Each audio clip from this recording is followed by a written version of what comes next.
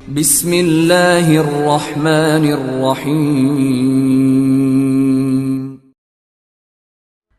سامعین سے گزارش کی جاتی ہے کہ ہمارے دونوں چینلز کے پلیٹ فارم سے جتنی بھی آڈیو بکس کی ریکارڈنگ کمپلیٹ ہو چکی ہے اسے خود بھی سنیں اور زیادہ سے زیادہ شیئر کرنے کی کوشش کریں، اور ہمارے سوشل میڈیا پلیٹ فارم کے لنکس ڈسکرپشن میں دیے گئے ہیں، ہمیں سبسکرائب اور فالو ضرور کریں تاکہ آپ کو ضروری اپڈیٹس ملتے رہیں، اور ہماری ٹیم کی فنانشیل سپورٹ کے لیے پیٹریون کی لنک ضرور چیک کریں۔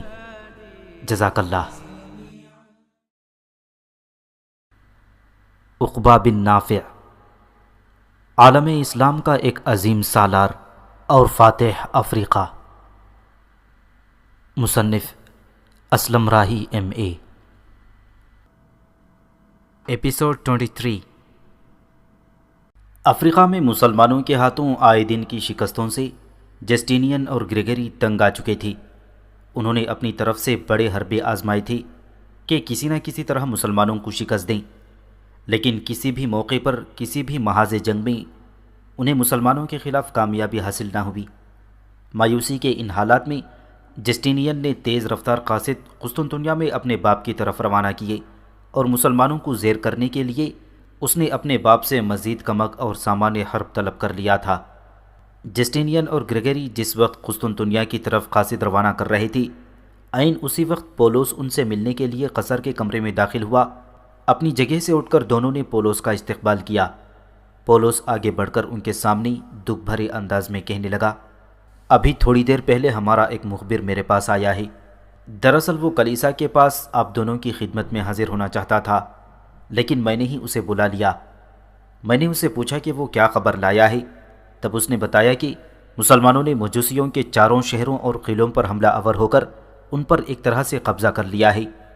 آنے والے مخبر نے یہ بھی بتایا تھا کہ اس بار مجوسیوں کے خلاف مسلمانوں نے سخت کارروائی کی تھی، چونکہ انہوں نے مسلمانوں کے ساتھ عہد شکنی کی تھی اور ہمارے ساتھ عہد باندھ لیا تھا۔ آنے والے مخبر کا کہنا ہے کہ مسلمانوں نے انہیں خوب سزا دی ہے۔ ان کے جوان اور عورتوں کو لونڈی اور غلام بنا لیا گیا ہے۔ بے حد مال و اسباب مسلمانوں کے ہاتھ لگا ہے۔ اس بار مسلمان حد سے زیادہ سختی کے ساتھ ان لوگوں کے ساتھ پیش آئے ہیں۔ مجوسیوں کی قوت کو مسلمانوں نے توڑ کر رکھ دیا ہے، اور اس بار مجوسیوں نے وعدہ کیا ہے کہ آئندہ وہ عہد شکنی نہیں کریں گے اور بغیر کسی عذر کے خراج کی ادائیگی کرتے رہیں گے۔ مجھ سے یہ ساری تفصیل کہنے کے بعد مخبر آپ لوگوں کی طرف آنا چاہتا تھا کہ میں نے اس سے کہا کہ تم آرام کرو، میں خود ہی یہ خبر تم دونوں تک پہنچا دوں گا۔ چنانچہ میں تم دونوں کے پاس آیا ہوں۔ ساتھ ہی یہ بھی گزارش کرتا ہوں کہ کیا مجوسیوں کے مسلمانوں کے سامنے زیر ہو جانا ہمارے لیے تکلیف دہ نہیں ہے؟ کیا ہم نے مجوسیوں سے وعدہ نہیں کیا تھا کہ اگر مسلمان ان پر حملہ آور ہوں گے تو ہم ان کی مدد کریں گے؟ جبکہ ہم نے ایسا نہیں کیا، جس کے نتیجے میں مسلمانوں نے ان کے شہروں اور قلعوں کو روند کر رکھ دیا اور ان سے خراج وصول کیا۔ اس موقع پر میں آپ سے یہ کہوں کہ ان پے در پے فتوحات کی وجہ سے مسلمان ان علاقوں میں مزید پھیلنے کی کوشش کریں گے اور ہمارے لیے مزید مسائل کھڑے کرتے چلے جائیں گے۔ پولس جب خاموش ہوا تب جسٹینین فیصلہ کن انداز میں کہنے لگا، محترم پولس، جو کچھ آپ نے کہا ہے میں اس کی تائید کرتا ہوں۔ فی الحال مسلمانوں کے خلاف ہم کوئی انتقامی کارروائی نہیں کریں گے۔ زاب کی سلطنت کے مرکز استا کے نواح میں جو ہمارے لشکر کو شکست ہوئی ہے، ایک طرح سے اس شکست کی وجہ سے ہماری عسکری قوت کی کمر ٹوٹ چکی ہے۔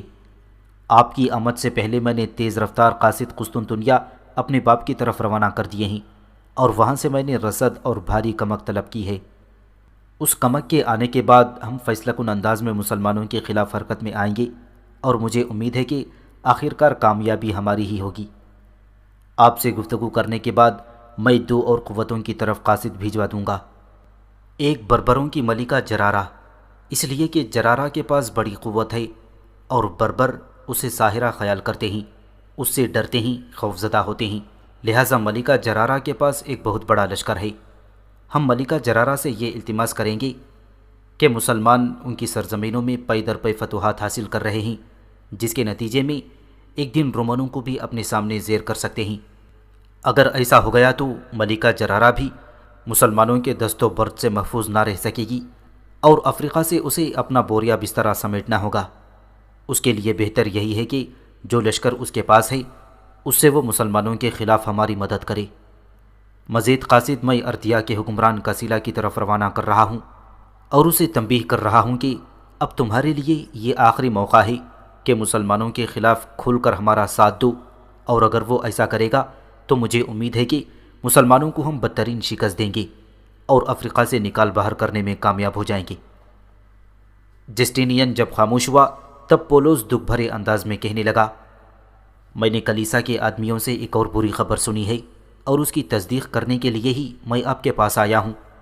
میں نے سنا ہے کہ آپ نے برانس کے لشکر میں سے کچھ دستوں کا چناؤ کیا تھا اور ان کے ذمے یہ کام لگایا تھا کہ وہ صحرا کے ارد گرد سرگرداں رہیں اور جب بھی موقع ملے سینیکا اور فلورنس کو گرفتار کر کے قرطاجنہ لائیں۔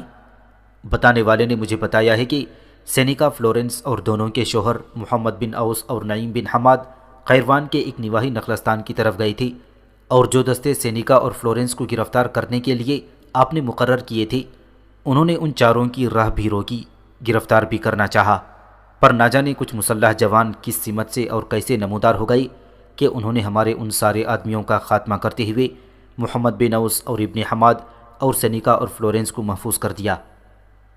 کیا یہ بات ہمارے لیے شرم کا باعث نہیں کہ مختلف جنگوں اور مہموں میں مسلمانوں نے رومنوں کو ہمیشہ شکست فاش سے دوچار کیا، اور اب ہماری بدقسمتی کہ جو دستے سینیکا اور فلورنس کو گرفتار کرنے کے لیے مقرر کیے گئے تھے انہیں بھی ناکامی کا منہ دیکھنا پڑا اور انہیں موت کے گھاٹ اتار دیا گیا۔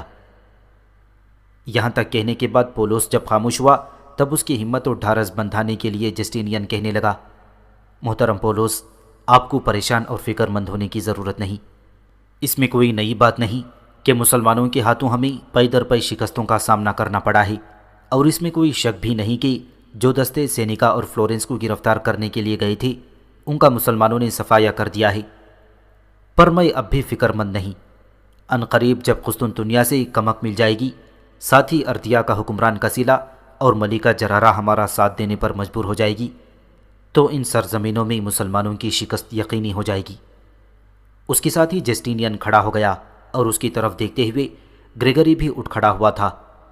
پھر جسٹینین کو مخاطب کرتے ہوئے کہنے لگا، محترم پولس، اب آئیں، آپ کے ساتھ کلیسا کی طرف چلتے ہیں۔ پولس اٹھ کھڑا ہوا، پھر تینوں قرطاجنہ کے بڑی کلیسا کا رخ کر رہے تھے۔ رومنوں کی حالت کی یہ خبریں مسلمانوں تک بھی پہنچنا شروع ہو گئی تھیں۔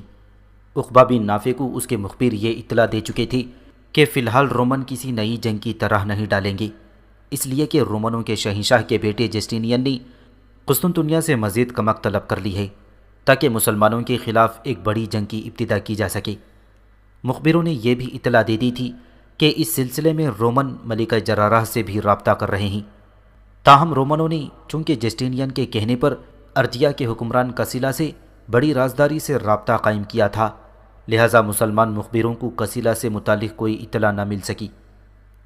عقبہ بن نافع نے جب دیکھا کہ کچھ عرصے کے لیے رومن پرسکون رہیں گے اور اس وقت تک کسی نئی جنگ کی ابتدا نہیں کریں گے کہ جب تک قسطنطنیہ سے انہیں کوئی کمک نہیں مل جاتی، لہذا عقبہ بن نافع نے اپنے سالاروں سے مشورہ کرنے کے بعد مزید مغرب کی طرف پیش قدمی کا فیصلہ کیا تھا۔ سارے سالاروں کے ساتھ مل کر یہ طے پایا تھا کہ افریقہ میں رومنوں کے مرکزی شہر قرطاجنہ کو چھوڑ کر مزید مغرب کی طرف طنجہ تک پیش قدمی کی جائے گی۔ جو بھی قوت راستے میں آئی اسے رگیدتے ہوئے اسے مسلمانوں کا مطیع اور فرما بردار بنایا جائے گا۔ چنانچہ یہ فیصلہ کرنے کے بعد یہ طے پایا کہ سب سے پہلے غمارہ کے بادشاہ بلیان اور طنجہ کے حکمران گرینیور پر ضرب لگائی جائے اور انہیں شکست دیتے ہوئے اپنا مطیع اور فرما بردار بنایا جائے۔ انہی ارادوں کے تحت لشکر نے مغرب کی سمت کوچ کیا تھا۔ عقبہ بن نافع نے بلیان کے مرکزی شہر غمارہ سے کافی دور جب ایک جگہ پڑاؤ کیا تھا اور جس وقت خیمے نصب کیے جا رہے تھے اس وقت محمد بن اوس عقبہ بن نافع کے قریب آیا۔ اس وقت باقی سالار بھی وہاں آن کھڑے ہوئے تھے۔ پھر محمد بن اوس نے عقبہ بن نافع کو مخاطب کیا، امیر، طنجہ کے حکمران گرینیور اور غمارہ کے بادشاہ بلیان پر جو ہم نے ضرب لگانے کا فیصلہ کیا ہے، کیا اس میں کچھ تبدیلی بھی کی جا سکتی ہے؟ محمد بن اوس کے ان الفاظ کے جواب میں تیز نگاہوں میں عقبہ بن نافع نے اس کی طرف دیکھا، پھر کہنے لگا، ابن اوس، باہم مشورہ کرنے کے بعد جو فیصلہ ہم نے کیا ہے اس میں ہر صورت تبدیلی کی جا سکتی ہے، لیکن تبدیلی کا کوئی فائدہ ہونا چاہیے۔ کھل کر کہو میرے بھائی، تم کیا کہنا چاہتے ہو؟ محمد بن اوس نے اپنے ہونٹوں پر زبان پھیری، کہنے لگا، امیر محترم، ماضی میں وندال، گول اور ہن کھل کر ہمارے خلاف رومنوں کا ساتھ دیتے رہے ہیں۔ اب بھی وندالوں، گولوں اور ہنوں کی افریقہ میں کافی بڑی اور قابل توجہ قوت ہے۔ وندال سمندر کے کنارے کے ساتھ ساتھ وسیع رقبے میں پھیلے ہوئے ہیں، جبکہ ہنوں نے ایجیفکس کے شہر سے سالدی بندرگاہ تک اپنی طاقت و قوت کو مستحکم کیے ہوئے ہیں، اور اس سے آگے گول ساسینا سے کارتینا کی بندرگاہ تک اپنے مضبوط گھڑ بنا کر بیٹھے ہوئے ہیں۔ میں چاہتا ہوں تنجا اور غمارہ کا رخ کرنے سے پہلے ان وندالوں، گولوں اور ہنوں پر ضرب لگانی چاہیے۔ اگر ہم ان کی طاقت کو پاش پاش کر دیں، انہیں اپنے سامنے جھکنے اور خراج ادا کرنے پر مجبور کر دیں، تو اس کے ہمیں دو فائدے ہوں گے۔ اول یہ کہ آنے والے دور میں یہ وندال، گول اور ہن رومنوں کی مدد کرنے کے قابل نہیں رہیں گے۔ دوم یہ کہ اگر ان کے پاس سے گزرنے کے بعد ہم غمارہ کے بادشاہ اور تنجا کے حکمران گرینیور کو ہدف بنانے کی کوشش کرتے ہیں، تو ہو سکتا ہے وہ دونوں حکمران اپنی مدد کے لیے وندالوں، گولوں اور ہنوں کو طلب کریں گے۔ ایسی صورت میں بھی ہمارے لیے مسائل اٹھ سکتے ہیں، اور اگر ہم ان تینوں قوتوں کو زیر کرنے کے بعد تنجا اور غمارہ کا رخ کریں گے، تو میرے خیال میں دونوں کے حکمران بغیر کسی جنگ اور لڑائی کے ہماری اطاعت پر رضامند ہو جائیں گے۔ یہاں تک کہنے کے بعد محمد بن اوس جب خاموش ہوا، تب باری باری عقبہ بن نافع نے دوسرے سالاروں کی طرف دیکھا۔ شاید وہ ان کے خیالات جاننا چاہتا تھا۔ جب ان سب سالاروں نے خاموشی اختیار کیے رکھی، تب محمد بن اوس کی طرف دیکھتے ہوئے عقبہ بن نافع نے کہا، ابن اوس، جو کچھ تم نے کہا ہے یہ درست ہے، اور اس پر عمل کرنے کی کوشش کی جائے گی۔ عقبہ بن نافع کا یہ جواب سن کر محمد بن اوس خوش ہو گیا تھا، چنانچہ سب مل کر پڑاؤ کا جائزہ لینے لگے تھے۔ چند روز تک عقبہ بن نافع نے وہیں قیام کیے رکھا، اس کے بعد وہاں سے کوچ کیا گیا۔ اب وندالوں کے شہروں اور بستیوں کا رخ کیا گیا۔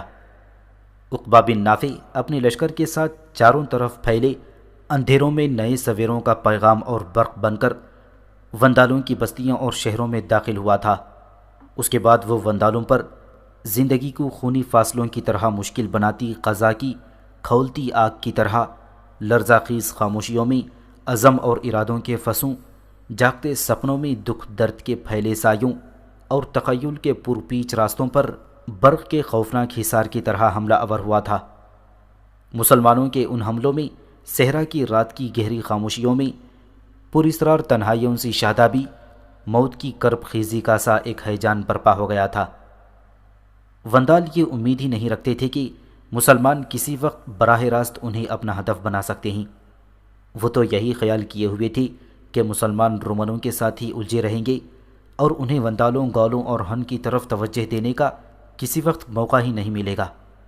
لیکن جب عقبہ بن نافع اپنے لشکر کے ساتھ وندالوں پر حملہ آور ہوا تھا، تو وندالوں کو نہ صرف بدترین شکست کا سامنا کرنا پڑا، بلکہ ان کا خوب قتل عام بھی ہوا، جس کی وجہ سے شکست خوردہ وندال عقبہ بن نافع کے سامنے سے بھاگ کر گولوں اور ہنوں کے علاقوں کی طرف چلے گئے۔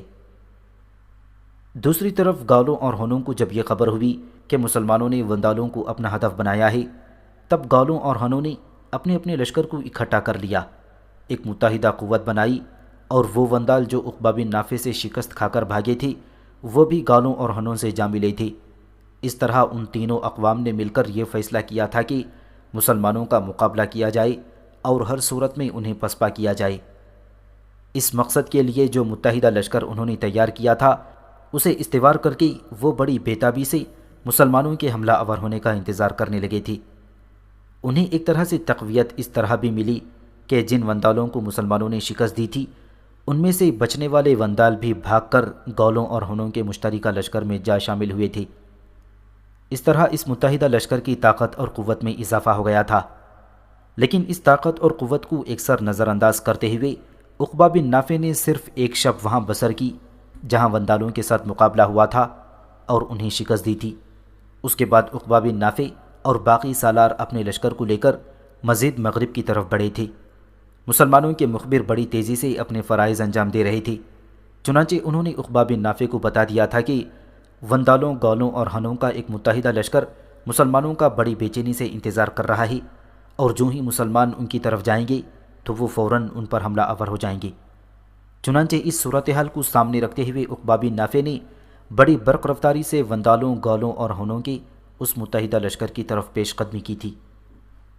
عقبہ بن نافع، محمد بن اوس اور زہیر بن قیس اپنے اپنے حصے کے لشکر کی کمانداری کرتے ہوئے جب دشمن کے متحدہ لشکر کے قریب آئے، تب دشمن کا وہ متحدہ لشکر جہالت کے جھگڑوں، عقل و شعور کو منجمد کرتی ابو الہوسی اور سیاہ کاری کی طرح حرکت میں آئی تھی، اور دیکھتے ہی دیکھتے وہ جرائم کے آنچلوں کے پس پردہ غضبناک صورتحال سے مسلمانوں پر ٹوٹ پڑے تھے۔ مسلمانوں نے بھی عقبہ بن نافع، محمد بن اوس اور زہیر بن قیس کی سرکردگی میں وقت صرف کیا تھا۔ وہ بھی تاریخ انسانی کے اوراق پارینہ میں رفیع الشان وحدت، محبتوں اور جان کا نذرانہ پیش کرتی کسی مقدس سحر کی تابانی کی طرح آگے بڑھے تھے۔ پھر وہ ہر وقت کو بے بنیاد کر دینے والے جنگجو طوفانوں کی طرح رشتہ اتحاد و یگانگیت کو منقطع کر دینے والے قضا کے بغولوں کی یورش کی طرح متحدہ لشکر پر حملہ آور ہو گئے تھے۔ کچھ دیر تک افریقہ کے صحرا میں دونوں لشکر انتہائی خوفناک انداز میں ایک دوسرے سے نبرد آزما ہوتے رہے۔ میدان جنگ کے اندر وحشتوں کے خونی غول انسانوں کو پرانے بوسیدہ چیتھڑوں میں اڑانے لگے تھے۔ زندگی کے آئینوں میں تاریک گرد و غبار کے پس پردہ کے ہجوم اٹھ کھڑے ہوئے تھے۔ وندال، ہن اور گول جو اپنے آپ کو ناقابل شکست جنگجو خیال کرتے تھے، انہوں نے اپنی طرف سے بہترے ہاتھ پاؤں مارے کہ کسی نہ کسی طرح مسلمانوں کو پسپا کرنے میں کامیاب ہو جائیں، لیکن انہیں دور دور تک اپنی کامیابی کی جھلک تک دکھائی نہ دی۔ الٹا مسلمانوں نے ان کی صفوں کو الٹتے ہوئے ان کے لشکریوں کی تعداد کو تیزی سے کم کرنا شروع کر دی تھی۔ اس موقع پر وندالوں کے سردار کریوس، گولوں کے سردار لئی ڈیوس اور ہنوں کے سردار پرسیوس نے بھی یہ اندازہ لگا لیا تھا کہ جوں جوں جنگ طول پکڑتی جا رہی ہے تو ان کے متحدہ لشکر کی حالت خاموشی کی تلخیوں کی بے سحر راتوں اور خستہ اور شکستہ ماحول میں گناہ کے اندیشوں سے بھی ابتر ہونا شروع ہو گئی ہے، جبکہ انہوں نے یہ بھی دیکھا کہ ان کے مقابلے میں مسلمان لشکری چھاتی تانتے ہوئے قدرت کی گردنما انگڑائی، نصرت کی روشنی، فاتحانہ ورد کرنے والے بے درد شعلوں کی طرح حملہ آور ہوتے ہوئے ان کے لشکر کی تعداد بڑی تیزی سے کم کرتے چلے جا رہے تھے۔ آخر دشمن کا متحدہ لشکر بھاگ کھڑا ہوا۔ چونکہ ماضی میں وندالوں نے گولوں اور ہنوں کے علاوہ سیتھین کے ساتھ مل کر ہمیشہ مسلمانوں کے مقابلے میں رومنوں کا ساتھ دیا تھا، لہٰذا عقبہ بن نافع، محمد بن اوس اور زہیر بن قیس نے بڑی سختی، بڑی تیزی سے دشمن کے متحدہ لشکر کا تعاقب کیا تھا، اور تعاقب کرتے ہوئے ان کا خوب قتل عام کر کے ان کی تعداد کو مزید کم کر دیا۔ اس طرح اس جنگ کے بعد مسلمانوں نے ان تینوں کے لشکروں کو اس قابل نہ رہنے دیا کہ آنے والے دور میں وہ کسی بھی جگہ، کسی بھی مقام پر مسلمانوں کے لیے کسی اندیشے اور کسی خطرے کا باعث بن سکے۔ آخر تعاقب ترک کرنے کے بعد عقبہ بن نافع، محمد بن اوس اور زہیر بن قیس اپنے لشکر کو لے کر اس جگہ آ گئے جہاں دشمن کے ساتھ ان کا ٹکراؤ ہوا تھا، اور دشمن کے پڑاؤ کی ہر چیز پر قبضہ کر لیا گیا۔ یہاں مسلمانوں کے ہاتھ بہت بڑی مقدار میں مال غنیمت لگا۔ اس مال غنیمت کا بیشتر حصہ عقبہ بن نافع نے مسلمان لشکریوں میں تقسیم کر دیا تھا، اور پھر لشکر کو وہاں پڑاؤ کرنے کا حکم دے دیا۔ جس وقت لشکری ایک طرف خیمے نصب کر رہے تھے اور دوسری طرف کچھ لشکری اپنے لیے کھانا تیار کرنے میں مصروف ہو گئی تھی، اس موقع پر عقبہ بن نافع اپنے سالاروں کے ساتھ ایک طرف کھڑا اپنا پڑاؤ قائم ہوتا ہوا دیکھ رہا تھا کہ اچانک اس نے پہلے زہیر بن قیس، پھر محمد بن اوس اور دیگر سالاروں پر نگاہ ڈالی، اور پھر انہیں مخاطب کر کے کہنے لگا، میرے عزیز ساتھیوں، سب سے پہلے تو میں تم سب کو مبارکباد دیتا ہوں کہ جب ہم نے صرف وندالوں پر ضرب لگائی تھی، انہیں بدترین شکست دی، اور شکست خوردہ وندال ہنوں اور گولوں سے مل گئی تھی۔ یہاں بھی خداوند قدوس کی مدد اور حمایت کے باعث ہم نے اس متحدہ لشکر کو شکست دے دی۔ اب وندال، گول اور ہن اس قابل نہیں رہے کہ آنے والے دور میں مسلمانوں کے لیے کسی خطرے کا باعث بن سکیں۔ میرے ساتھیوں، یہ سب کچھ تمہاری کارگزاری کی وجہ سے ہے۔ اس کے لیے میں عقبہ بن نافع پورے خلوص دل سے تمہاری وفاداری، جرأت مندی اور تمہارے خلوص کو سلام پیش کرتا ہوں، اور تمہیں اس فتح پر مبارکباد بھی پیش کرتا ہوں۔ یہاں تک کہنے کے بعد عقبہ بن نافع رکا، اس کے بعد اپنے سالاروں کو مخاطب کیا، میرے عزیز ساتھیوں، اس وقت میرے سامنے دو تجویزیں ہیں جو میں تمہارے سامنے پیش کرتا ہوں۔ اگر تم ان سے اتفاق کرو گی تو ان پر عمل کیا جائے گا۔ میری پہلی تجویز یہ ہے کہ اس سے آگے اگر ہم مغرب کی طرف پیش قدمی کریں تو دو حکمران ہمارے سامنے آتے ہیں، ایک تنجا کا حکمران گرینیور، دوسرا غمارہ کا بادشاہ بلیان۔ میں چاہتا ہوں کہ اس سے پہلے کہ ہم ان دونوں قوتوں پر ضرب لگائیں، پہلے یہاں سے ان کی طرف قاصد بھجوائیں، انہیں یہ پیغام دیں کہ اگر وہ لڑے بغیر ہماری اطاعت اور فرمانبرداری قبول کر لیں تو ان کی عزت افزائی کی جائے گی، اور اگر وہ ایسا کرنے کے لیے تیار نہیں تو ہم ان کی طرف پیش قدمی کرنے والے ہیں۔ وہ جس قدر لشکر جمع کرنا چاہتے ہیں کر لیں، لہٰذا جب ہم ان پر ضرب لگائیں گے تو پھر انہیں کہیں ٹکنے، کہیں پناہ لینے اور کہیں جمنے کا موقع نہیں دیں گے۔ دوسری تجویز یہ ہے کہ تنجا سے بھی آگے بحر ظلمات تک کچھ سرکش بربر قبائل رہے ہیں، وہ انتہا درجے کے جنگجو ہیں، وہ بھی ہماری راہ روکنے کی کوشش کریں گے۔ میں چاہتا ہوں کہ اپنے کچھ مخبر ان کے علاقوں کی طرف روانہ کریں اور وہاں سے خبریں لے کر آئیں تاکہ انہیں اطلاعات کی روشنی میں ان سرکش قبائل پر بھی ضرب لگانی چاہیے۔ ہم اپنے لشکر کے ساتھ بحر ظلمات تک پہنچنے میں کامیاب ہو جائیں گے۔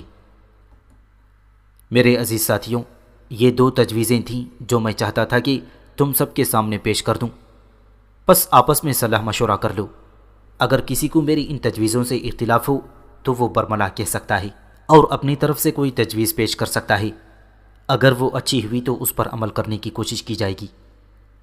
یہاں تک کہنے کے بعد جب عقبہ بن نافع خاموش ہوا تو سب سالار بڑے غور سے اس کی طرف دیکھنے لگے تھے، چنانچہ ان کی خاموشی پر عقبہ بن نافع نے خوشی کا اظہار کیا اور کہنے لگا، میرے عزیز ساتھیوں، تمہاری خاموشی بتاتی ہے کہ تم سب میری اس تجویز سے متفق ہو۔ اگر ایسا ہے تو میں اس پر عمل کرنا چاہوں گا اور وقت بھی ضائع نہیں کرنا چاہتا۔ اب بولو تم کیا کہتے ہو؟ اس موقع پر سب سے پہلے محمد بن اوس بول اٹھا اور کہنے لگا، امیر محترم، آپ دونوں کی تجاویز سے ہم سب اتفاق کرتے ہیں۔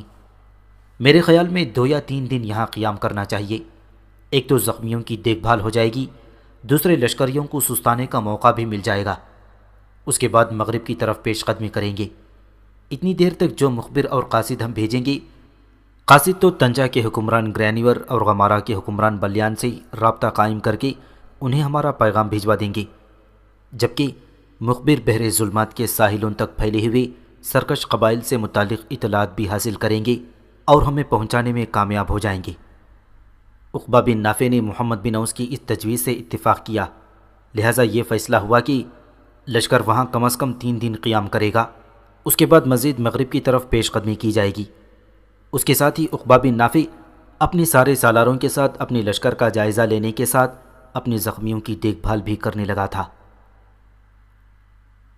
میدان جنگ میں 3 دن قیام کرنے کے بعد اور اپنے لشکریوں کو سستانے اور آرام کرنے کا موقع فراہم کرنے کے بعد آخر عقبہ بن نافع نے وہاں سے کوچ کیا اور مغرب کی طرف پیش قدمی شروع کر دی۔ راستے میں جس وقت عقبہ بن نافع بڑی تیزی سے پیش قدمی کر رہا تھا، اس کے سامنے کی طرف سے مسلمان مخبر آ گئے۔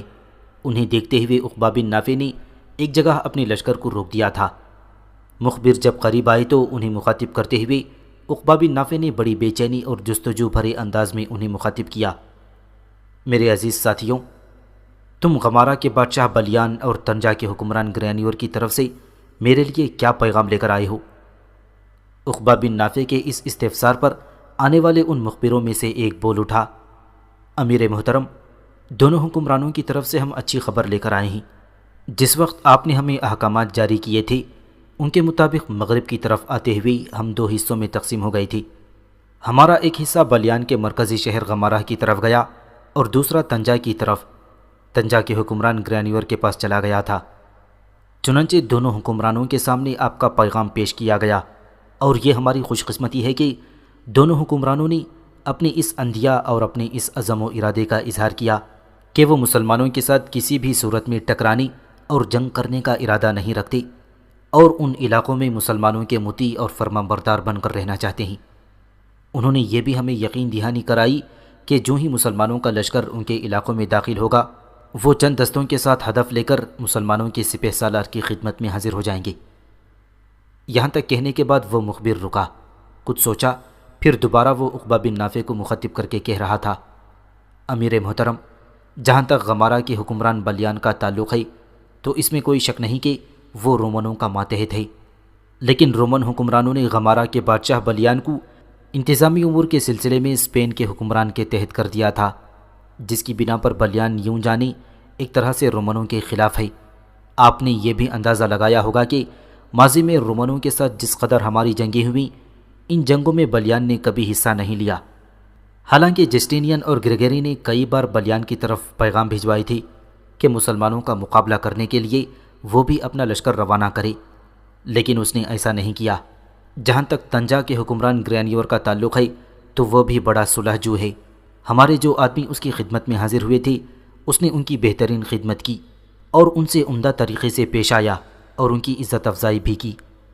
ان حالات میں امیر محترم، ہم آپ سے یہ کہہ سکتے ہیں کہ جب آپ مزید مغرب کی طرف بڑھیں گے تو تنجا کا حکمران گرینیور اور غمارہ کا بادشاہ بالیان ہمارے آڑے نہیں آئیں گے، بلکہ آپ کی خدمت میں حاضر ہو کر اپنی فرمانبرداری کا اظہار کریں گے۔ ان مخبروں کے اس انکشاف پر عقبہ بن نافع ہی نہیں، باقی سارے سالاروں کی بھی خوشی کی کوئی انتہا نہ تھی۔ چنانچہ مسکراتے ہوئے عقبہ بن نافع نے اپنے گھوڑے کو ایڑ لگائی اور لشکر ایک بار پھر مغرب کی طرف کوچ کر رہا تھا۔ عقبہ بن نافع نے مغرب کی طرف بڑھتے ہوئے اپنے لشکر کے ساتھ اس جگہ پڑاؤ کیا جہاں غمارہ کے بادشاہ بلیان اور تنجا کے حکمران گرینیور کے علاقوں کی سرحدیں ملتی تھیں۔ یہاں قیام کر کے دراصل عقبہ بن نافع ان دونوں حکمرانوں کے رد عمل کا جائزہ لینا چاہتا تھا۔ 3 روز وہاں قیام کرنے کے بعد جس وقت عقبہ بن نافع اپنے خیمے میں اکیلا بیٹھا ہوا تھا کہ ایک لشکری خیمے کے دروازے پر نمودار ہوا اور اسے مخاطب کر کے کہنے لگا، امیر محترم، تنجا کا حکمران گرینیور اور غمارہ کا بادشاہ بلیان دونوں اپنے مسلح دستوں کے ساتھ ہمارے پڑاؤ کے قریب آ رکے ہیں اور آپ کی خدمت میں حاضر ہونا چاہتے ہیں۔ لشکری کے اس انکشاف پر عقبہ بن نافع نے خوشی کا اظہار کیا تھا، پھر اسے مخاطب کر کے کہنے لگا، پہلے اپنے سارے سالاروں کو میرے خیمے میں جمع ہونے کا پیغام دو، اس کے بعد ان دونوں حکمرانوں کو میرے پاس لاؤ۔ اس پر وہ مسلح جوان وہاں سے ہٹ گیا تھا۔ تھوڑی ہی دیر بعد زہیر بن قیس، حنس بن عبداللہ، محمد بن اوس ابن حماد اور دیگر سارے سالار عقبہ بن نافع کے خیمے کے باہر جمع ہو گئے تھے۔ وہاں کچھ دستوں نے خیمے کے سامنے کھلے حصے میں چٹائیاں بچھا دی تھیں اور انہی چٹائیوں پر عقبہ بن نافع اپنے ساتھیوں کے ساتھ بیٹھ گیا تھا۔ پھر اس نے تنجا اور غمارہ کے حکمرانوں کو بلانے کا حکم دیا۔ تھوڑی دیر بعد تنجا کے حکمران گرینیور اور غمارہ کا بادشاہ بلیان وہاں نمودار ہوئے۔ اس کے ساتھ اپنے کچھ دستے بھی تھے جو بڑے بڑے تشت اٹھائے ہوئے تھے۔ جب دونوں حکمران ان چٹائیوں کے قریب آئی جہاں عقبہ بن نافع اپنے سالاروں کے ساتھ بیٹھا ہوا تھا تو عقبہ بن نافع نے اپنے سارے ساتھیوں کے ساتھ اٹھ کر دونوں حکمرانوں کا استقبال کیا۔ چنانچہ انہیں عقبہ بن نافع نے اپنے سامنے چٹائیوں پر بٹھایا اور پھر گرینیور اور بلیان کے کہنے پر ان کے جو ساتھی تشت اٹھائے ہوئے تھے انہوں نے تشت وہاں رکھنے کے لیے کہا اور ان پر جو کپڑے تھے وہ ہٹا دیے گئے۔ عقبہ بن نافع اور سارے سالاروں نے دیکھا کہ وہ طرح طرح کے قیمتی تحائف تھی جو مختلف تشت کے اندر سجا کر رکھے ہوئے تھے۔ جس وقت عقبہ بن نافع تحائف کے ان سارے تشتوں کو دیکھ رہا تھا، اس موقع پر غمارہ کا بادشاہ بول اٹھا، مسلمانوں کے محترم سالار، یہ تحائف کے تشت ہیں، یہ میں اور گرینیور مشترکہ طور پر لائے ہیں، یہ ہم آپ کی خدمت میں پیش کرنا چاہتے تھے، ساتھ ہی آپ کے ساتھ یہ بات کرنا چاہتے تھے کہ ہماری ان سرزمینوں میں ہم ہمیشہ آپ لوگوں کے وفادار، مطیع اور فرمانبردار بن کر رہیں گے۔ اس کے ان الفاظ پر عقبہ بن نافع مسکرایا۔ کچھ چھوٹے سالاروں کو اس نے اشارہ کیا، پھر وہ اپنے ساتھیوں کے ساتھ حرکت میں آئی اور تحائف کے وہ تشت وہاں سے لے کر چلے گئے۔ ان کے جانے کے بعد عقبہ بن نافع نے براہ راست گرینیور اور بلیان کو مخاطب کرتے ہوئے کہنا شروع کیا، سب سے پہلے تو میں معذرت خواہ ہوں کہ ہم نے تم لوگوں کو کھجور کی چٹائیوں پر بٹھا دیا ہے، اس لیے کہ یہ ہماری روایات میں شامل ہے، جہاں کہیں بھی ہم پڑاؤ کرتے ہیں یہی ہمارا بستر اور ہمارا بسیرا ہوتی ہے۔ عقبہ بن نافع جب خاموش ہوا تب ہلکی ہلکی مسکراہٹ میں بلیان بول اٹھا، مسلمانوں کے محترم سالار، آپ کے ساتھ ان چٹائیوں پر بیٹھ کر اور آپ سے گفتگو کرتے ہوئے ہمارے لیے ایک سعادت ہے، بلکہ ایک طرح کی خوشی کا باعث ہے۔ میں اور گرینیور اپنے مطلب کی طرف آتے ہیں اور دونوں آپ کے سامنے اپنی فرمانبرداری اور اطاعت کا عہد کرتے ہیں۔ عقبہ بن نافع کے چہرے پر ہلکا سا تبسم نمودار ہوا اور کہنے لگا، میں تم دونوں کا شکر گزار ہوں کہ تم یہ تحائف لے کر آئے ہو اور ساتھ ہی تم اطاعت اور فرما برداری کا اظہار کر رہے ہو۔ تمہارے ایسا کرنے کے رد عمل میں ہم بھی تمہارے ساتھ وفاداری اور خلوص کا مظاہرہ کریں گے۔ عقبہ بن نافع جب خاموش ہوا تب کسی قدر خدشات کا اظہار کرتے ہوئے تنجا کا حکمران گرینیور بول اٹھا، مسلمانوں کے محترم سالار، اب جب کہ ہم آپ کے سامنے اطاعت و فرما برداری کا اظہار کر رہے ہیں تو ہمارے اس عمل کی خبریں یقیناً رومنوں تک پہنچ جائیں گی، چنانچہ وہ لوگ کوئی بھی مناسب موقع جان کر اپنے لشکریوں کے ذریعے مجھے اور بالیان کو اپنا ہدف بنانے کی کوشش کریں گے۔ گرینیور یہیں تک کہنے پایا تھا کہ اس کی گفتگو کا جواب دیتے ہوئے عقبہ بن نافع بول اٹھا، رومنوں کو ہمارے ساتھ ٹکرانے سے فرصت ملے گی تب وہ کہیں جا کر تمہارا رخ کریں گے۔ اس کے باوجود میں تم دونوں کو یقین دلاتا ہوں کہ آنے والے دور میں کسی بھی موقع پر اگر رومنوں نے تم دونوں میں سے کسی کو نقصان پہنچانے کی کوشش کی تو رومنوں سے ہم تم سے کی جانے والی زیادتی کا خوب انتقام لیں گے، جو برسوں کے لیے رومنوں کے لیے عبرتناک بنا رہے گا۔ اتنا کہنے کے بعد عقبہ بن نافع رک گیا۔ اس کے بعد وہ دوبارہ بول اٹھا، عزیز ساتھیوں، اب تمہیں رومنوں کی طرف سے کسی خطرے کا اندیشہ نہیں رہنا چاہیے۔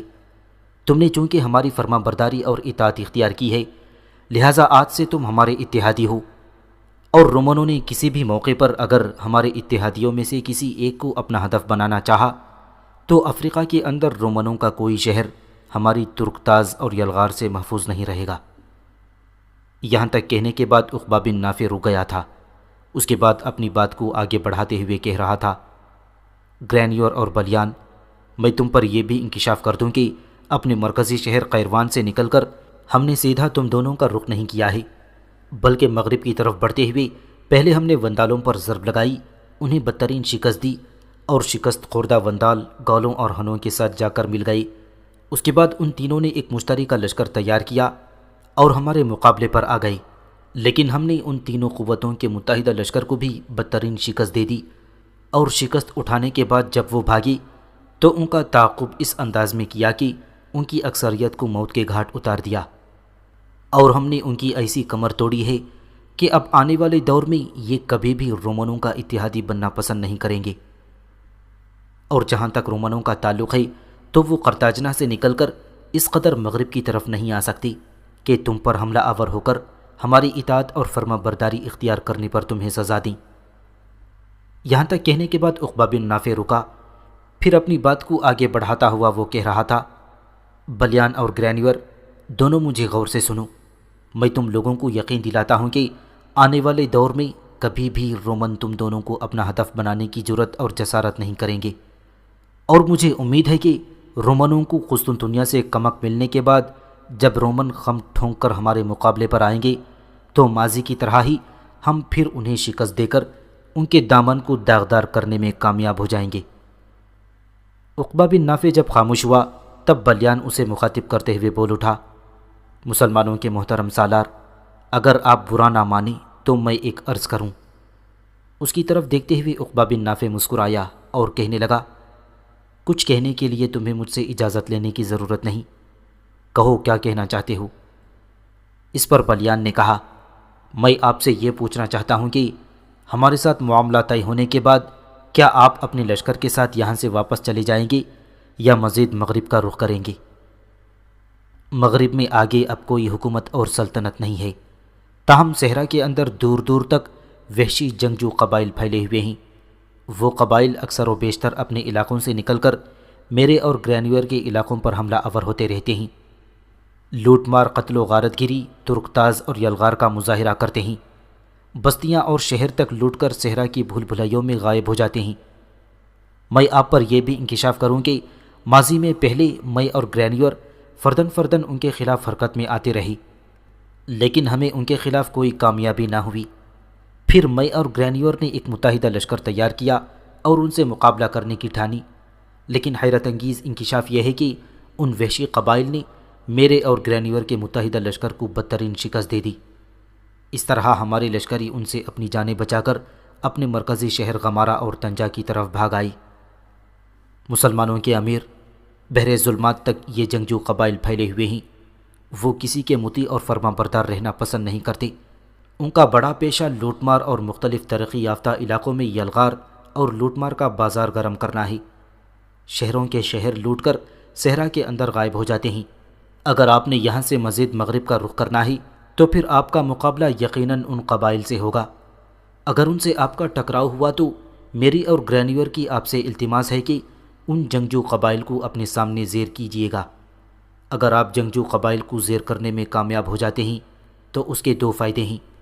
اول یہ کہ مسلمانوں کی سلطنت کی حدود بحر ظلمات تک پھیل جائے گی۔ دوسرا فائدہ مجھے اور گرینیور کو ہوگا، اس لیے کہ جب آپ ان جنگجو اور وحشی قبائل پر ضرب لگائیں گے اور صحرا کے اندر انہیں بھاگ جانے پر مجبور کر دیں گے، تب ان وحشی قبائل پر یہ انکشاف ہوگا کہ وہ ناقابل تسخیر نہیں ہیں اور کوئی قوت انہیں اپنا ہدف بنا کر ان کی ہڈیاں توڑنے کی ہمت اور جرأت بھی رکھتی ہے۔ چنانچہ ان حالات میں وہ جنگجو آپ کے یہاں سے چلے جانے کے بعد بھی میرے اور گرینیور کے علاقوں پر حملہ آور ہونا بند کر دیں گے۔ بالیان جب خاموش ہوا تب خوشی کا اظہار کرتے ہوئے عقبہ بن نافع کہنے لگا، بے فکر رہو، میں ان علاقوں میں تم دونوں کو بالکل محفوظ کرنے کے بعد جاؤں گا۔ اس جگہ میں نے پڑاؤ کیا ہے، یہاں میرا لشکر 2 دن مزید قیام کرے گا۔ لشکری سستا لیں، اس کے بعد میں مغرب کا رخ کروں گا اور دیکھوں گا کہ وہ ناقابل تسخیر اور جنگجو قبائل ہم سے کیسے ٹکراتے ہیں اور ہم ان کا کیا حشر و نشر کرتے ہیں۔ گرینیور اور بلیان دونوں عقبہ بن نافع کے اس فیصلے سے خوش ہو گئی تھی۔ شام تک لشکریوں نے اپنے دستوں کے ساتھ مسلمانوں کے پڑاؤ میں ہی قیام کیا۔ اس کے بعد وہ عقبہ بن نافع سے اجازت لے کر اپنے اپنے علاقوں کی طرف چلے گئے۔ اس روز عقبہ بن نافع نے اپنے لشکر کے ساتھ مزید مغرب کی طرف پیش قدمی کرنا چاہی، مگر اس سے ایک روز پہلے ہی وہ مخبر بھی اس کے پاس پہنچ گئی جو اس نے بحر اوقیانوس سے لے کر افریقہ کے اندر تک پھیلے بربروں سے متعلق اطلاعات حاصل کرنے کے لیے گئی تھی۔ جب وہ مخبر عقبہ بن نافع کے خیمے میں داخل ہوئی تو اس وقت اتفاقاً دوسرے سالار بھی عقبہ بن نافع کے پاس ہی بیٹھے کسی موضوع پر گفتگو کر رہی تھی، لہٰذا ان کے آنے پر سب نے خوشی کا اظہار کیا تھا۔ عقبہ بن نافع نے ان آنے والے مخبروں کو اپنے سامنے بٹھایا، پھر انہیں مخاطب کر کے کہنے لگا، عزیز ساتھیوں، تم بڑے وقت پر آئے ہو، اس لیے کہ میں کل اپنے لشکر کے ساتھ مغرب کی طرف کوچ کرنے والا تھا، کیونکہ اب ایک دن پہلے ہی مجھے بحر ظلمات تک پھیلے بربر قبائل سے متعلق اطلاعات فراہم ہو جائیں گی۔ یہاں تک کہنے کے بعد عقبہ بن نافع رکا، پھر اپنی بات کو آگے بڑھاتا ہوا وہ کہہ رہا تھا، عزیز ساتھیوں، اب تک تم نے کیا اطلاعات اکٹھی کی ہیں؟ عقبہ بن نافع کے اس سوال پر ان میں سے ایک بول اٹھا، امیر محترم، بحر ظلمات تک بربروں کے 4 بڑے بڑے قبائل پھیلے ہوئے ہیں، گو وہ خانہ بدوشانہ زندگی بسر کرتے ہیں، لیکن ان علاقوں میں ایک طرح سے ان کی حکومت اور ان کی حکمرانی اور ان کا قبضہ ہے، اور ان 4 قبائل کے علاوہ ان سرزمینوں میں کوئی داخل ہونے کی جرأت نہیں کر سکتا، اس لیے کہ وہ 4 قبائل انتہا درجے کے جنگجو ہیں، اور پھر 4 قبائل کے پاس اپنے بڑے بڑے لشکر ہیں جن سے وہ بڑے سے بڑے دشمن کا بھی مقابلہ کرنے کے لیے تیار ہو جاتے ہیں۔ یہاں تک کہنے کے بعد مخبر رکا، پھر دوبارہ اپنی بات کو آگے بڑھاتا ہوا وہ کہہ رہا تھا، امیر محترم، ان 4 قبیلوں میں سے ایک قبیلے کا نام الورین ہے اور اس کے سردار کا نام برداس ہے، دوسرے قبیلے کا نام کتامہ اور اس کے سردار کا نام منگریز ہے، تیسرے قبیلے کا نام مکناسا اور اس کے سردار کا نام مراما ہے، چوتھا قبیلہ مفرات کہلاتا ہے اور اس کے سردار کا نام کلوس ہے۔ یہ 4 قبائل ایک طرح سے ان علاقوں کے اندر اکٹھے ہی سرگرداں رہتے ہیں۔ ان 4 قبائل کے نفوس کی تعداد ملا کر لاکھوں تک پہنچ جاتی ہے۔ جب یہ حرکت کرتے ہیں تو یوں لگتا ہے کہ کسی شہر کی پوری آبادی حرکت میں آ گئی ہو۔ ان کے پاس اپنی چھوٹی بڑی انگنت کشتیاں اور کافی بڑے جہاز بھی ہیں۔ جب یہ ساحل سمندر کے پاس قیام کرتے ہیں تو سمندر کے اندر دور تک مچھلی کا شکار کرتے ہیں، اور جب سمندر کا کنارہ چھوڑ کر اندرونی سرزمینوں کی طرف سرگرداں ہوتے ہیں تو پھر اپنے کچھ مسلح جوان وہ بحر ظلمات کے ساحل پر چھوڑ دیتے ہیں، کیونکہ وہ ان کی غیر موجودگی میں ان کی چھوٹی بڑی کشتیوں کے علاوہ ان کے بڑے جہازوں کی بھی حفاظت کرتے ہیں۔ مخبر کچھ دیر رکا، پھر دوبارہ کہنے لگا، امیر محترم، ہم ان لوگوں کے ارد گرد سرگرداں رہے ہیں، اور جو اطلاعات ہم نے حاصل کی ہیں ان کے مطابق ان 4 خانہ بدوش بربر قبائل کو یہ خبر ہو چکی ہے کہ مسلمان ان سرزمینوں میں داخل ہو چکے ہیں، اور قیروان کو اپنا مرکزی شہر بنا لیا ہے، اور مختلف طور پر انہوں نے رومنوں کے علاوہ وندالوں، گالوں اور ہنوں کو بدترین شکست دے دی ہے، اور اب وہ بڑی تیزی اور برق رفتاری سے مغرب کی طرف یورش کرتے ہوئے بحر ظلمات کا رخ کیے ہوئے ہیں۔ یہ تفصیل جاننے کے بعد عقبہ بن نافع نے آنے والے مخبروں کا شکر ادا کیا اور اس کے بعد انہیں آرام کرنے کے لیے بھیج دیا۔ اس کے بعد سارے سالاروں سے مل کر یہ فیصلہ کیا کہ پہلے خانہ بدوش بربر قبائل کی طرف کسی قاصد کو بھیجنا چاہیے جو انہیں عقبہ بن نافع کا پیغام دے۔ اگر چاروں خانہ بدوش مسلمانوں کی اطاعت اور فرما برداری اختیار کرنے والے ہیں تو آنے والے دور میں خراج دینے پر آمادہ ہو جائیں گے، تو پھر ان چاروں خانہ بدوشوں کو ان کے حال پر چھوڑ دیا جائے گا، بصورت دیگر لشکر کے ساتھ مغرب کی طرف کوچ شروع کیا جائے گا۔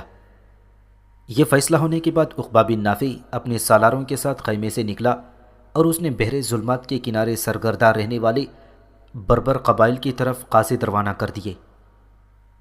جہاں تک بربر قوم یا بربر قبائل کا تعلق ہے تو ان سے متعلق مورخین کی مختلف آراء ہیں۔ مورخین کا خیال ہے کہ بربر ایک قوم ہے جو مصری سرحد سے لے کر بحر اوقیانوس تک علاقے میں آباد ہے۔ اس کے علاوہ کچھ مورخین یہ بھی کہتے ہیں کہ یہ ایک عرب قبیلے کو بھی بربر کہا جاتا تھا اور وہ دریائے نیل کے دونوں طرف آباد تھا۔ اس علاقے کو بربر فاب بھی کہا جاتا تھا۔ بربروں کا یہ ایک زرخیز علاقہ تھا، تاہم 19ویں صدی عیسوی کے آغاز تک اس علاقے میں بہت کم آمد و رفت رہی، یہاں تک کہ 1821 عیسوی میں ترکی اور مصری فوجوں نے ان کے علاقوں پر قبضہ کر لیا۔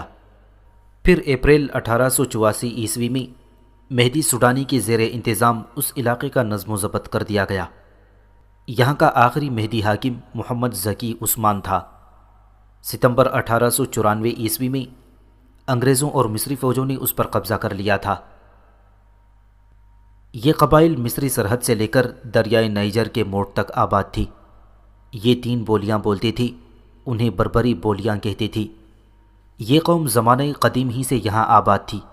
عام طور پر قدیم افریقی قبائل کو بھی بربر ہی کہا جاتا ہے کیونکہ یہ ہمیشہ منتشر ہی رہے ہیں، اس لیے کسی ایک علاقے کی قوم کو بربری نہیں کہا گیا۔ عرف عام میں افریقہ کے کالے وحشیوں کو بربری کا نام دیا گیا، مگر جب بربری علاقوں میں گورے رنگ کی نسلوں کا بھی سراغ ملا تو یہ کہنا مشکل ہو گیا کہ بربری کوئی واحد نسل ہے۔ چنانچہ اب شمالی امریکہ کے بسنے والے قدیم زمانہ بدوش باشندوں کو بھی بربری کے لقب سے پکارا جانے لگا۔ 45 قبل مسیح میں افریقہ پر رومن سلطنت کا قبضہ ہوا جو 5ویں صدی عیسوی تک رہا۔ اس دوران میں بربروں پر رومن تمدن کی چھاپ لگ گئی تھی، تاہم باوجود ان اثرات کے سماجی طور پر یہ نیم وحشی اور اکھڑ مزاج کے حامل تھے، چنانچہ ظلم و تشدد کو بربریت کا نام دیا جانے لگا جو آج بھی استعمال کیا جاتا ہے۔ 7ویں صدی عیسوی کے اواخر تک پورا بربری علاقہ آغوش اسلام میں آ گیا تھا۔ انہوں نے جوق در جوق اسلام قبول کیا اور پھر بڑی تیزی سے اس کی تبلیغ کی۔ ان کے 2 حکمران خاندانوں یعنی المرابطین اور المہدون نے تھوڑے تھوڑے عرصے کے لیے شمالی افریقہ پر اپنی حکومت قائم کی۔ ان لوگوں نے 9ویں صدی عیسوی میں جا کر کہیں اسلام قبول کیا تھا۔ انہیں عبداللہ بن ماسین بن مرادین نے اسلامی تعلیمات سے روشناس کرایا تھا۔ بہت جلد ان حکمرانوں کی فتوحات دیگر علاقوں پر بھی محیط ہو گئیں۔ ابو بکر بن عمر نے شہر مراکش کی بنیاد رکھی اور 489 ہجری کے فوراً بعد یوسف بن تاشفین نے نصرانی قوتوں کو عبرتناک شکست دے کر پورے اسلامی اندلس پر قبضہ کر لیا۔ یہ حکمران المرابطین کہلائے۔ ان کے خلاف رد عمل کے طور پر دیگر بربر عبد المومن کی قیادت میں اٹھ کھڑے ہوئے۔ پھر انہوں نے 541 ہجری میں المرابطین کو مغلوب کر کے المہدون کے نام سے سلطنت قائم کر لی۔ تھوڑے ہی عرصے میں بربروں میں پھوٹ پڑ گئی اور پھر 1 صدی میں یہ خاندان بھی مٹ گیا۔ نیز مراکش، طلسمان اور بجایا وغیرہ میں الگ الگ حکومتیں قائم ہو گئی تھیں۔ 15ویں اور 16ویں صدی کے آتے ہی بربر ایک بار پھر اپنے نیم صحرائی اور وحشی تمدن کی طرف لوٹ گئے اور ان کے پاس اسلام کے چند ابتدائی تصورات کے سوا کچھ باقی نہ رہا۔ آج کل بھی بربر قبائل لیبیا، تیونس، الجزائر، سہارا، مراکش اور موریتانیہ میں آباد ہیں۔ لیبیا میں یہ کل آبادی کا 24% ہیں۔ ان کی زبان عربی ہے۔ تیونس کے قبائل میں اپنی بولی کو سینے سے لگائے ہوئے ہیں۔ الجزائر کے بربر بھی اپنی قدیم زبان بولتے ہیں اور یہ کل آبادی کا 30% ہے۔ مراکش میں یعنی موروکو میں کل آبادی کے 10 سے 15% کے علاوہ باقی تمام بربر ہیں، جن میں سے نصف ابھی تک قدیم زبان اور تہذیب کے ساتھ زندہ ہیں۔ سہارا، موریتانیہ اور دیگر افریقی علاقوں کے بربر ابھی تک اپنی پرانی بولی کو سینے سے لگائے ہوئے ہیں۔ اللهم اجعل في قلبي نورا